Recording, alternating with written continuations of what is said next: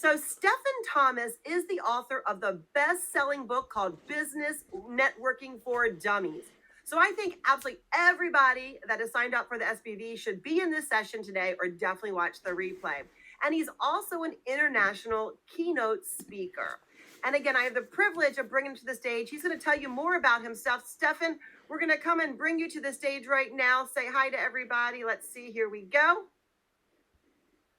All right. Once he gets his mic and his camera back, there he is. Welcome. That worked. I am literally the only person in the room without an accent. I've no idea how you got that so badly wrong. It's so lovely of you to invite me here this afternoon. And I'm so glad that you can come all the way from the UK to be on our virtual platform. And that is one of the benefits of virtual events like this. We get to meet really cool and exciting people like you. And if you look, we've got people from Vermont, Baltimore, Forest Hill, Texas, New York, California. Oh my gosh, there is just so many crazy, Florida, England, yes, of course you. And I'm sure there's many, many more. So without further ado, Stefan, I'm going to leave the stage and let you have this time to have fun with our audience and give value and just show them your genius. And again, I thank you so much. I'll be back at the end to orchestrate and help you with the Q&A. So until then, everybody have a great time. And here we go, our very first keynote speaker today. Thanks, Stefan. You are very welcome. And make sure you got your camera back on and your mic. It looks like you got muted there. I'm not going to leave until we see you on there. So, all right, there he's back. So guess what? It's all of a sudden not letting me use my slides. Let's try one more time and let's see if we get my slides on. Oh, we're there. I'm sorry if I panicked you, Blaney. I didn't mean to do that at all. Folks, it's so lovely to see all of you this afternoon, where I'm speaking 2 p.m. here in Oxford in England. My name's Stefan Thomas. I am the author of Business Networking for Dummies. I've got that here. It's going to glitch out because of the green screen, but also Business Networking for Dummies and Instant Networking and Win the Room. And I get to talk about networking. This is what I do. I travel all over Europe talking to people about networking, speaking on stages all over the place, and I help people win more business from business networking. My interest in this is helping people turn their conversations into sales, turn the conversations into relationships, turn some of the relationships into sales. Every big opportunity starts with a little conversation. Just so you know, for some of this presentation, whilst I'm working my own slides, I won't be able to see the chat box. I will keep checking back in as often as I can, but a lot of the time I'll be looking at my screen over here. So that's me. I've written these books. I'm a huge advocate of networking because every big opportunity starts with a little conversation. I started a little conversation with Blaney about 3 months ago, which led to this huge opportunity to speak to you folk this afternoon. I get to speak quite a lot. Some of my clients include British Telecom, Lloyds Bank in the UK, Namecheap, a very global company, 123 Reg, Chartered Institute of Management Accountants in the UK. This stuff works.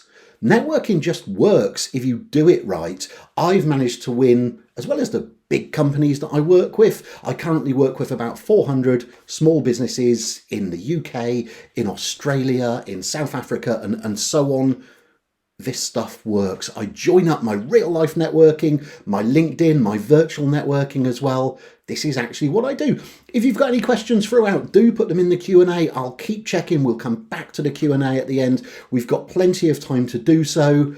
Outside of talking about networking, I'm married to Sharon. We were married just over a year ago. Between us, we have 5 kids, Joe and Fran and George and Miles and Patrick. And 3 of the boys, Joe and George and Patrick, are my sons. I also, since 1983-ish, have been to far too many rock and punk gigs, mainly in England. I've travelled to other places. The other photo is me seeing the Dropkick Murphys here in England when they came over to England. If anyone in the room is familiar with Dropkick Murphys, I'll be very impressed. But that's me. That's me outside of work. I I have 5 kids scattered about, some at university and that sort of thing, married to Sharon and go to far too many rock gigs. This journey of networking and building relationships didn't actually start when I first heard of networking. I first started learning about this rapport building thing, the thing that we talk about in networking, the know, like and trust. I first learnt about it back in 1983 when I had my very first job in a shoe shop in Oxford. The photo, which hand am I doing? The photo there, that's me in about 1983. There's a bit more of me now, isn't there? Let's face it. But yeah, that was me back in the 1980s. I worked in Manfield Shoes, and we learnt about building rapport. We learnt about the know, like and trust. I had 20 minutes after someone first came into the gents department of Manfield Shoes in Oxford to build the rapport with them, so that not only would they leave with some shoes, but they would also walk out with laces and treatment and polishes and that sort of thing. The only reason they put people in shoe shops is to upsell at the end, and that was our job. But I learned about that rapport building thing, how to generate rapport with people, what we now call in networking the know, like and trust. And that's part of what I'm going to be talking about. That's a little potted history of me over the years. I'm so glad that I've got that photo of me back in the 1980s. That was actually my school photo. We had far fewer photos then than we end up with these days. I often think about networking as being really similar to an Evian bottle. And I'll explain. When I do this on stage, I hold up an Evian bottle. You can see me doing it there. It's all about the Evian bottle, because I realised quite a long time ago that Evian have a really similar challenge to all of those. That the first time I did this part of the routine was to actually a load of shoe shop workers. I now get to train people who work in retail, having started working in retail myself 40 years ago or thereabouts. But I realised that Evian have a little challenge. I bought the original bottle of Evian in Boots in South Wales in England. Boots is one of our convenience stores here. And I realised in walking up to the refrigerated cabinet that Evian have a little challenge. The biggest challenge they have, or the first challenge they have rather, is that they've got to grab my attention, because there are loads of other bottles in the refrigerated cabinet that do broadly the same as Evian do. There's other brands of water, there's Diet Coke, there's juices and all sorts of things. And the very first thing that Evian have to do when I approach the refrigerated cabinet is grab my attention. They have to stand out. They have to make sure people spot them. That's why I'm here today. That's why I'm spending part of my Friday speaking to you folk, because now you know that I exist. The way that Evian do it, and when I first started doing this routine in the UK, Evian were the only bottled water with a red cap, with a coloured cap. Everyone else was grey or blue. Evian had the coloured cap, and it made you pay attention to it. But that's just the first part of the process. Because the second part is that in the UK, Evian charge about £3 for a bottle of water, and I can go to a discount retailer and get 12 bottles of water for £3, or what I usually do is fill up a glass or a refillable bottle from the tap. Faucet. I'll get my language right at some point. But Evian have to persuade you to pay 12 times more than I can get from a discount retailer. So the red cap grabs your attention. Then the second thing that Evian need to do is demonstrate the value. They put the pictures of mountains all over their bottles. It's actually embedded into the plastic itself. It's on the wrapper that they show you the mountains to show you that the water trickles down from a mountain somewhere in France. There's also a factory somewhere in France, but that doesn't feature on the bottle. Evian have got two challenges. They need to grab your attention with the red cap, and then they wrap all of this value in their plastic bottle to show you that it's worth spending £3 for that bottle of water. We have to do the same. The challenge that Evian have got is that they haven't got one of us stood next to the fridge in the store, telling people what are the benefits and features of this bottle of Evian.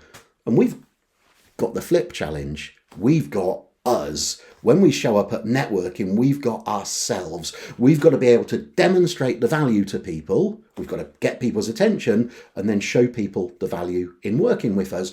When there are tons of other accountants out there, when there are tons of other people who talk about networking and sell books on networking, when there are loads of other people who do what we do, we've got to make sure we get people's attention and then show them the real value in working with us. And I guess that's what I've become pretty good at not only doing for myself, but also talking to other people about. Every big opportunity starts with a little conversation, and we often underestimate the value of those little conversations. The screen grab, which I've got, is a conversation that I started on Twitter back in 2014. It's with a guy called Wes Linden. Wes is a huge direct selling advocate, a network marketing advocate. I wrote the book with him. He's an inductee into the Direct Selling Hall of Fame. And Wes and I got chatting on Twitter about postcards. Wasn't a big conversation, wasn't a big networky conversation. We didn't have to start talking about business, but Wes saw through a mutual friend, a mutual connection, that I use a little piece of software on my phone to send a postcard to my grandmother at least once a week.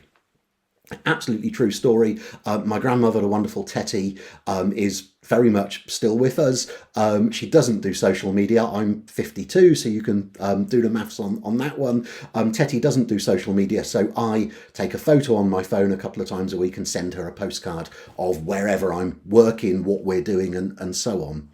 And Wes was impressed by this, and we got chatting. We didn't start the conversation about business. It was a little conversation when it started, but since then, I've gone on to speak at one of Wes's events in front of my biggest audience. The photo of me up there, the green screen's cutting off my finger. That's me speaking in front of 2,500 people at Wes's kickoff event a few years ago. And we even went on to write a book together. And I should have been speaking with Wes a few weeks ago, but we had something in the UK that shut down events for a weekend. I'm back speaking with him in February. I'm just going to check the chat. For Mary's benefit, Mary Scott, lovely to hear from you, Mary. Thanks everyone for coming. The postcard app is called TouchNote. I'm not an affiliate. I'm not on commission.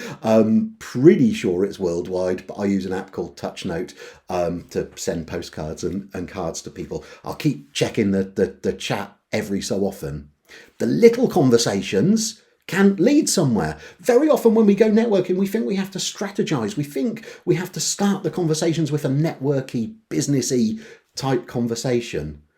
But all that we have to do at events or on social media is start the conversation. Coming to an event like this wonderful event over the weekends, the management information, the KPI, what I'm looking to achieve when I attend events like this is to start conversations. I can continue the conversation after the event. So many people think that they have to begin and end the conversation during the event itself. All that I'm looking to do is start conversations, like I did with Wes. We've still not completed the conversation, but I'm writing books with him, I'm speaking with him, I'm speaking at his events. Big opportunities came from a little conversation that we started. Because networking is for life, not just for breakfast. If you're one of those slightly odd people like me, you may go to breakfast networking events. I've been to over 1,500 networking events in the UK. Most of our networking events in the UK are held at breakfast. But these are the skills that I learned back in the shoe shop. These are the skills that I learned in the rest of my career. For 20 years, I was an estate agent, a real estate agent.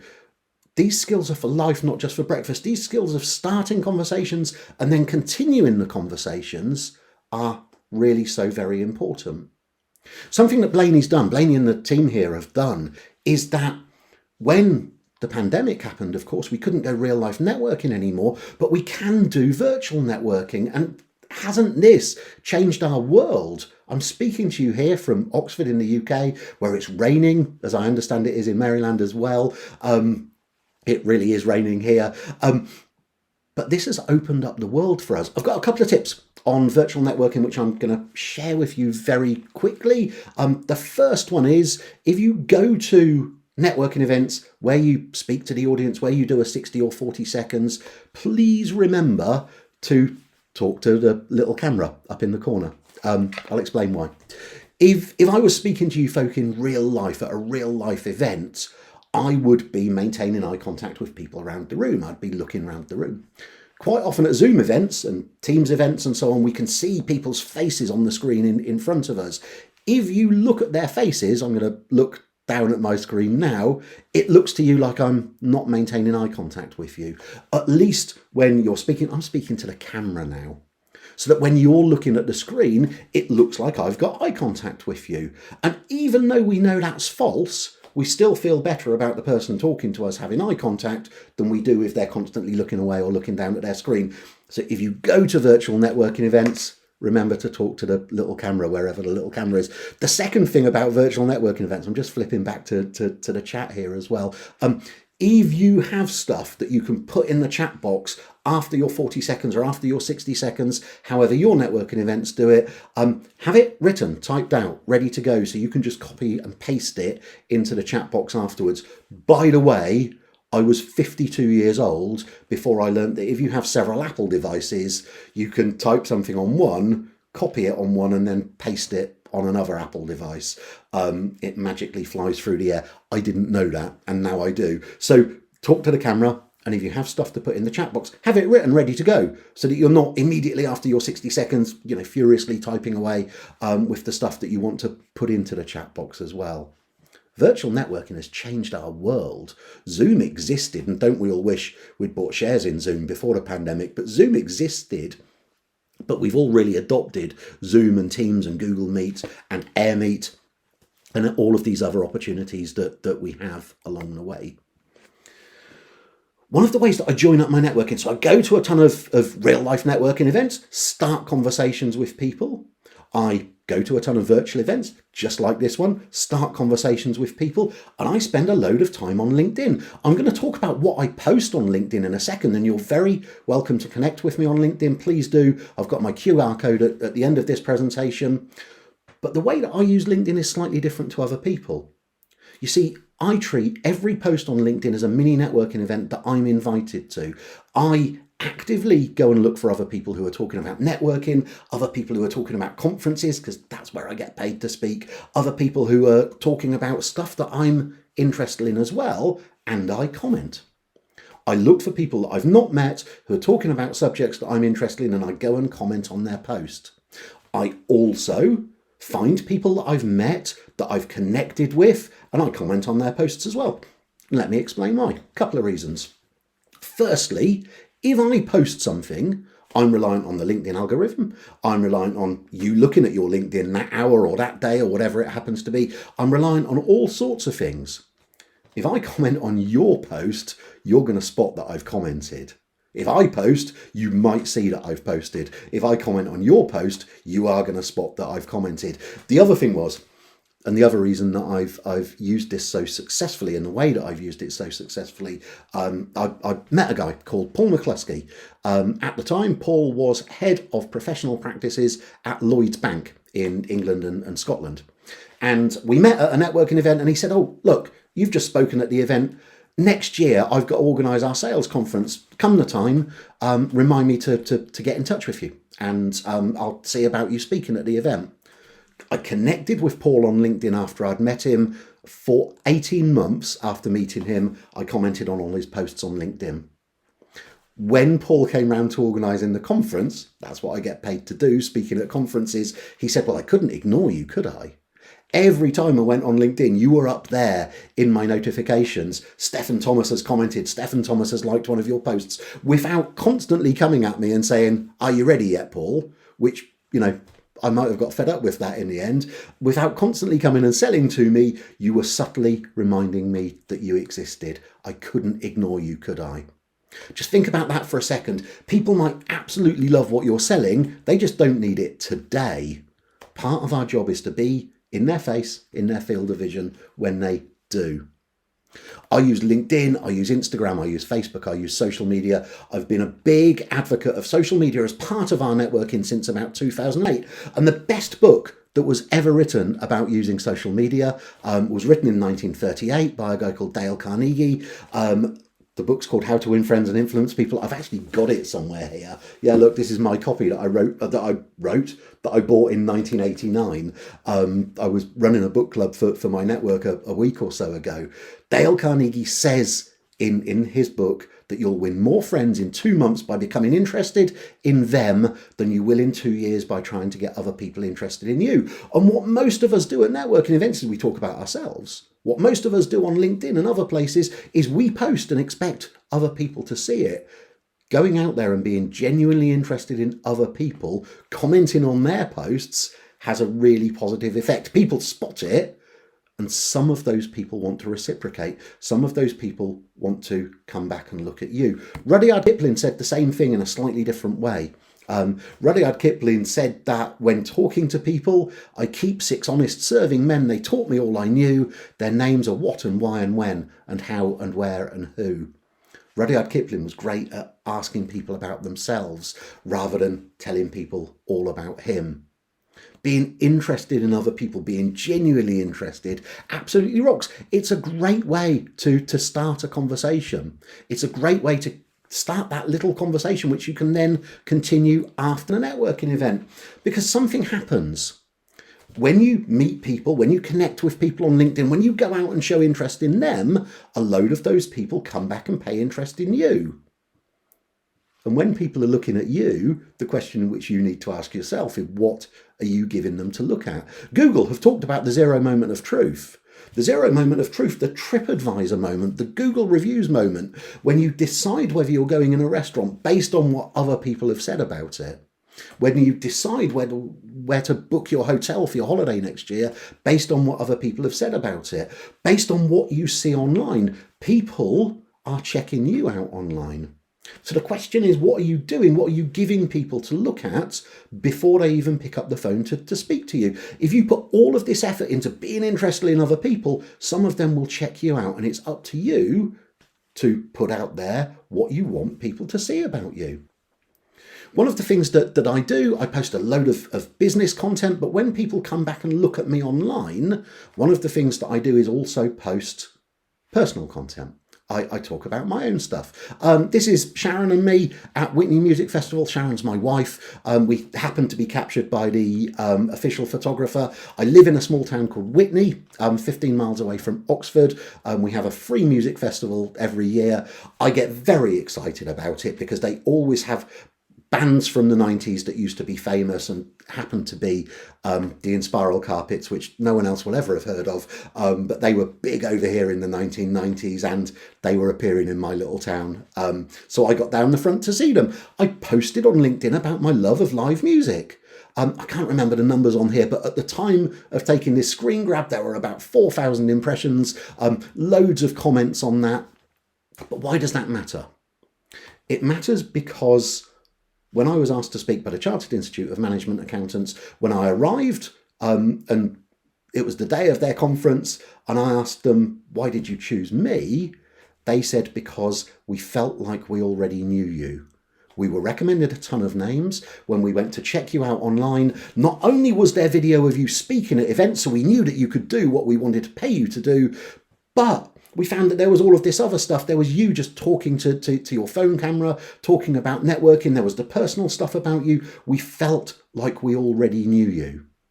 Imagine that by the time people got in touch with you, they felt like they already knew you. So I put a ton of content out there. I show interest in other people's content, and then I put a ton of content out there as well. It's a little bit like becoming part of the local community. I live in a small town called Whitney in Oxfordshire, but I also treat LinkedIn as my community, my followers. In Whitney, my local town, I get involved in the Facebook groups. On LinkedIn, I get involved in other people's posts. I become part of the local community. Think about what local means to you, just by the way. Local for me is now worldwide, but it's those people who are within the communities that I've got on LinkedIn or Facebook or wherever it happens to be. Becoming part of the local community takes that effort. Of course, in Whitney, my local town, I know a ton of the people here, but also I know Blaney, and we've never met. But by becoming part of each other's communities, I was invited to come and speak at this wonderful event. And then I post about business. I'm a big fan of Gary Vaynerchuk, the New York speaker on social media and so on. And Gary talks about becoming the authority of content. So when people are looking at me, if I want to be the person who people think about when they think about networking, I need to become the authority of content. I need to post more content about networking than anyone else. And it's what I try and do.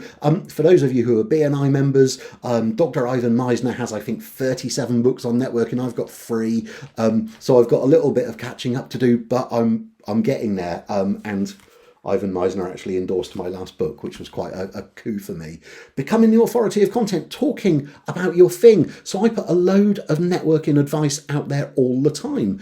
For example, my structure that I use with my clients to build their 60 seconds or 40 seconds, that's out there on LinkedIn completely for free. Because guess what? People thinking, oh, who should we get to train us in networking? Who should we get to come and train our staff? Oh, wow. Look, this guy's got all of this stuff out there. I become the authority of content. What are you doing yourself to become that authority? Whether it's the authority locally, in the global community, whether it's the authority on your particular subject, on your particular niche, all of this stuff takes effort. So we go out there, we go to networking events, we go to virtual networking events, we engage with people on LinkedIn, people come back and look at us. And the final thing is that we need to remember to show people the till. I've no idea how this translates. I'm really sorry. But if you go into any fashion retailer in the UK, somewhere up on the ceiling, it says, please pay here. Any fashion retailer, the shoe shop that I worked in back in the 90s, somewhere it would show people where they pay on the way out.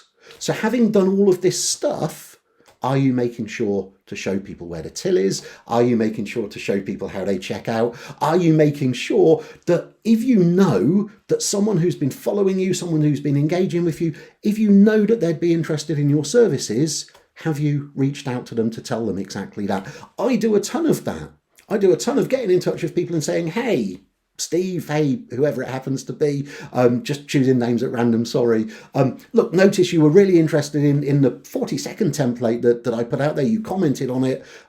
If you ever need help, I offer that as part of the stuff that I do. Look, here's a link in case you're ever interested. I don't shy away from showing people the till at the end of all of this. That might be a British thing. Sometimes British small business owners hide the till a little bit. They forget to show them, to show their potential customers how they buy. We've got a retailer here in the UK called DFS. They sell sofas. Everyone in England's heard of them. Philippa in the Forest of Dean, Steve up in Glasgow, you'll have heard of DFS. You know that they sell sofas. You know that they've had a sale on since about 1974, as far as I can remember. And you also know that they advertise on TV every single night. If you're watching Married at First Sight, if you're watching whatever else is on commercial TV tonight, they will be taking up some of the most expensive pieces of real estate on TV to tell you that they sell sofas.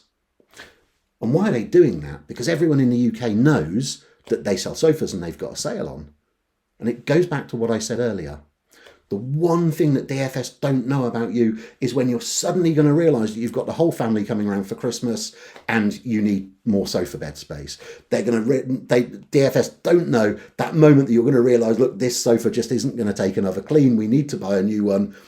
And you need to think about DFS. DFS understand and have done so since the 1970s, and you'll have retailers in the US that are exactly the same, that they need to be there in that moment to remind you that they exist so that they're there when you think about buying what they sell. That's why I'm constant. That's why this isn't just appear at one event and never show up again. Give out cards and people will remember me. I need to be there. You need to be there, reminding people what you do, so that at the point at which they decide they need a new sofa, they need to look at their pension provision, they need a new accountant, that you're there in their field of vision. As with everything that I do, the question that I ask myself is, what does this make possible? What does it make possible for me speaking at this virtual event? Well, I'll connect with a ton of you. I'll meet some wonderful people that I've not met before. I'll connect with some people that I have met before who've shown up here as well. What does this make possible? When the pandemic happened, my speaking work dried up. So I got consultancies. I started speaking virtually. What does this make possible? Because the real opportunity is that most people won't bother. Look at the effort that has been put into putting on the SBVE this weekend. The real opportunity is that most people won't bother to do this stuff. You only have to do a little bit more than your competition, but be the person who does bother, be the business that does bother to put that little bit more effort into building your relationships, that little bit more effort into building your network than anyone else does. There's something that I fell in love with about networking. I've been to over 1,500 real life networking events, and heaven knows how many virtual networking events in the last few years. But throughout the rest of my career in fashion retail back in the early 1980s, in real estate agency from 1988 through to 2007, and in my networking career since then, I was always told that you just get one chance to make an impression. And what I've loved about turning up to networking events, just like this one, is that this is somewhere where I get a second chance, or even these days a 1,500th chance to make an impression. Thank you so much for all listening to me so patiently. I truly hope that was valuable to you. If you like what I've had to say, go and find me on LinkedIn. I always welcome new connections on LinkedIn. I put a ton of completely free networking advice out there, as well as engaging with your stuff as well. I'm going to go back and look at the chat. I'm going to look at the Q&A. Thank you all very much for listening.